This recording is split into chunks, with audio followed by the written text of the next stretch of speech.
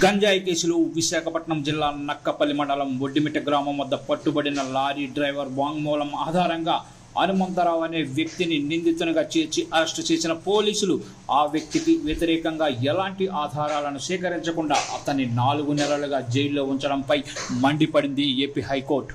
అతనికి bail ఇవ్వొద్దని కోరడంపై high court అసహనం వ్యక్తం చేసింది. హనుమంతరావుకి షరతులతో కూడిన బెయిల్ మంజూరు చేసింది. హనుమంతరావు నుంచి ఎలాంటి గంజాయిని స్వాధీనం చేసుకోలేదని తెలిపింది. అతనికి వ్యతిరేకంగా పోలీసులు ఒక్క కాగితం ముక్కను కూడా ఆధారంగా చూపలేకపోయారని స్పష్టం చేసింది. ఈ మేరకు న్యాయమూర్తి డాక్టర్ జస్టిస్ ఒక్కలగడ్డ రాధాకృష్ణ కృపాసాగర్ ఉత్తర్వులు జారీ చేశారు.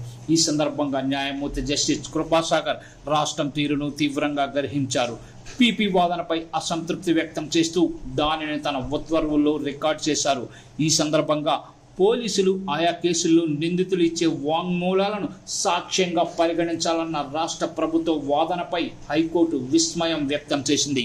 కేసుల దర్యాప్తు విషయంలో రాష్ట్ర వైఖరి పట్ల అసంతృప్తి వ్యక్తం చేస్తున్నామని హైకోర్టు తెలిపింది. వాంగ్మూలాలను అడ్డం పెట్టుకుని నిందితులను నెలల తరబడి జైళ్లలో ఉంచాలంటే సాధ్యం కాదని తేల్చి చెప్పింది.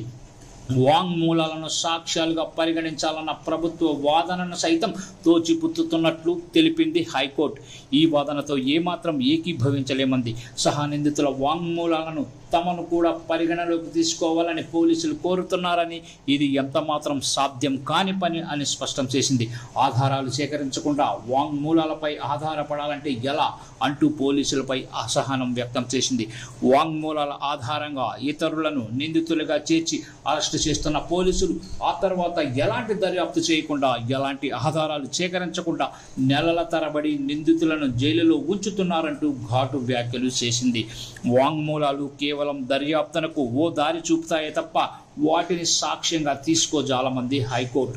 దర్యాప్తు చేయనప్పుడు నిందితులను జైలులో ఉంచడం అనవసరమంది. వాళ్లను ఊరికే జైలులో ఉంచి ప్రజల డబ్బును ఎందుకు వృధా చేస్తున్నారని ప్రశ్నించింది. పేపర్ ఖాళీగా ఉందని వాంగ్మూలాల పేరుతో ఏది పడితే అది రాసేస్తామంటే ఎలా అంటూ నిలదీసింది. వాంగ్మూలాలను చూస్తుంటే నిందితులంతా రాష్ట్రానికి విశ్వాసపాత్రులుగా కనిపిస్తున్నారని వ్యంగ్యంగా వ్యాఖ్యానించింది. దర్యాప్తులో ఎలాంటి పురోగతి లేనప్పుడు ఏ కారణంతో బెయిల్ ఇవ్వొద్దని కోర్టులను కోరుతారని పోలీసులను నిలదీసింది ఏపీ హైకోర్టు.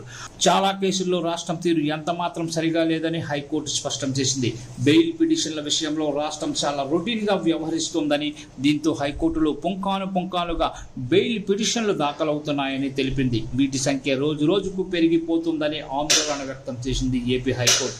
ఎన్నో వందల కిలోమీటర్ల నుంచి న్యాయం కోసం ఎంతో మంది హైకోర్టును ఆశ్రయిస్తున్నారని చెప్పింది. వీళ్ళంతా నవ్వులాటకు ఈ బెయిల్ పిటిషన్లు దాఖలు చేస్తున్నారని అనుకుంటున్నారా అంటూ తీవ్ర స్వరంతో పోలీసులను ప్రశ్నించింది ఏపీ హైకోర్టు.